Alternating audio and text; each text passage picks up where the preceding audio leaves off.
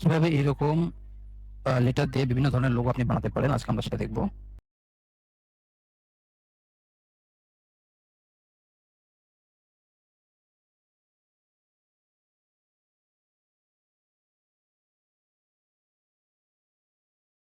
আসসালামু আলাইকুম। আজকে আমরা আর দিয়ে একটা লোগো বানানোর চেষ্টা করব। ক্রিয়েট আউটলাইন করে দিলাম। তারপর পেন টুল দিয়ে এটা জাস্ট স্মুথ করে দিতে পারেন ডাবল ক্লিক করার পরে। দেন এখান থেকে একটু টান দিয়ে দিব।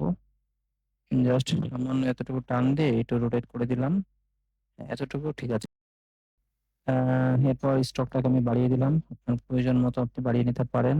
দেন আমরা এখান থেকে জাস্ট এই স্মুথ টুলটা দিয়ে স্মুথ করে নিতে পারি। এবার ডাবল ক্লিক করে আবার ওটাকে স্মুথ করে নিলাম।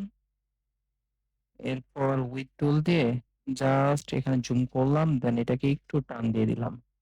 আপনার প্রয়োজন মতো আপনি নিতে পারেন। That's it. এতটুকুই ঠিক আছে। আচ্ছা, দেন এটাকে একটু আমরা একটু আবার এই সেম টুলটা দিয়ে একটু চিকন করে দেব। ঠিক এইভাবে। এখন আমরা পুরোটাকে সিলেক্ট করব। তারপর চলে যাব অবজেক্ট এবং এক্সপ্যান্ড অ্যাপিয়ারেন্স করে দিলাম। ঠিক আছে? তারপর এটা ক্লিক করার পরে দেন আমরা এই টুলটা দিয়ে জাস্ট এটাকে মিলিত করে দিলাম। দেন আরেকটু জুম করে দেখবেন ঠিক আছে কিনা, এবং চাইলে এটাকেও সেই স্মুথ টুল দিয়ে স্মুথ করে নিতে পারেন। ওকে, সেম ভাবে আর এর মতো করে আপনি দেন এখন আমরা ক্রিয়েট আউটলাইন করে দিলাম। দেন এটাকে আমরা জাস্ট স্ট্রোকটা ওপেন করে দিলাম, আর এখানে একটা পেন টুল নিয়ে নিলাম এবং সামান্য এভাবে ধরে নিলাম এবং কিবোর্ডে ইএসসি চাপ দিলাম। দেন আবারও পেন টুল দিয়ে আবার টেনে নিলাম। প্রয়োজন মতো আপনি টানতে পারেন। দেন এখান থেকে এখানে আবার টান দিয়ে দিলাম।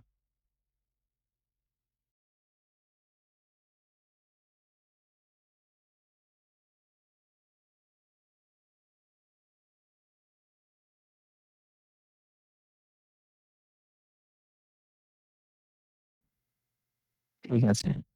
এখন আমরা জাস্ট পুরোটাকে সিলেক্ট করলাম। দেন এই টুলটা দিয়ে আবার জিনিসগুলো সব আলাদা, আলাদা করে সিলেক্ট করে নিলাম। এটাকে অল্টার মাইনাস দিয়ে এটাকে জাস্ট ডিলিট করে দিলাম। দেন পুরোটা ক্লিক করে দিলাম। জাস্ট এটাকে সিলেক্ট করে দিতে পারেন। ঠিক এইভাবে আপনি এস, এইচ, এগুলো সবগুলাই সেম ভাবে সেম প্রসেসে করতে পারবেন। খুবই easy. Control V, control I, control V, control I. Okay, ধন্যবাদ।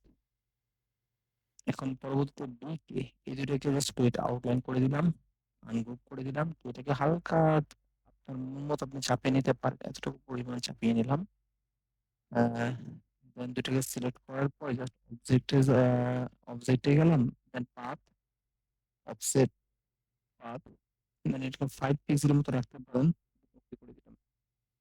এরপর সিলেক্ট করে আবার সেই টুলটা দিয়ে জাস্ট এটাকে বাড়তি অংশগুলো আমি জাস্ট এই যে রিমুভ করে দিলাম এইভাবে। বাড়তি অংশগুলো আপনি এভাবে রিমুভ করে নেবেন। আচ্ছা, দেখুন একটা সুন্দর একটা লোগো হয়ে গেল। এইবার আপনি পিজিটিএস এগুলোকেও সেম এই প্রসেসই আপনার এগুলাও ডিজাইন করতে পারবেন। আরো বিভিন্ন ক্যাটাগরি ডিজাইন করতে পারবেন। এখন আমরা আর কে দিয়ে লোগো বানানোর চেষ্টা করব। এটা আউটলাইন করে দিলাম। জাস্ট এখান থেকে গ্রেডিয়েন্ট কার্ভটা আগে সিলেক্ট করে নেবেন। দেন আপনি চলে যাবেন ফিল্টার থেকে, পিক্সেলের থেকে এটা জাস্ট ক্লিক করে দিবেন। দেন এটা ক্লিক করার পরে এটা আপনি জুম ইন জুম আউট করে দেখতে পারেন ঠিক আছে কিনা। জাস্ট ওকে করে দিলাম।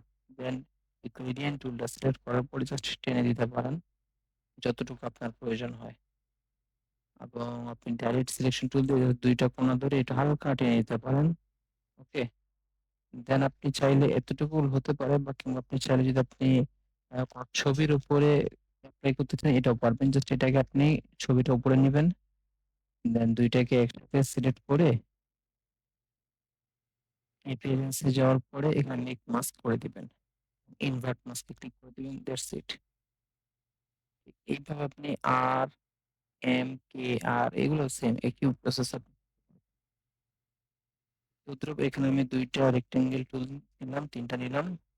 ২ টাকে এভাবে ঘুরিয়ে দিলাম। জাস্ট এটার মাপ মতো নিয়ে নিলাম এবং এটার মাঝখানটা স্টেশন দিয়ে হালকা টেনে নিলাম। আবার এটাকে সিলেক্ট করার পরে অফসেট পাথ এবং 5 পিক্সেল দিয়ে ওকে করে দিলাম। এটাকে সিলেক্ট করলাম। জাস্ট এটাকে সমানভাবে মিলিত করে দিই। আপনি আপনার ইচ্ছা মতো আপনি করতে পারেন। যেকোনো ডিজাইন আপনি করতে পারবেন। জাস্ট আপনার বেসিকটা জানা থাকলেই হলো। দেন বাদবাকিটা রিমুভ করার পরে দেন এগুলোকে আপনি আপনার প্রয়োজন মতো যেভাবে সুন্দর লাগে এভাবে টান দিয়ে দিতে পারেন। আমি এভাবে টান দিয়ে দিচ্ছি। That's it. ওকে। আমি বানিয়েছি।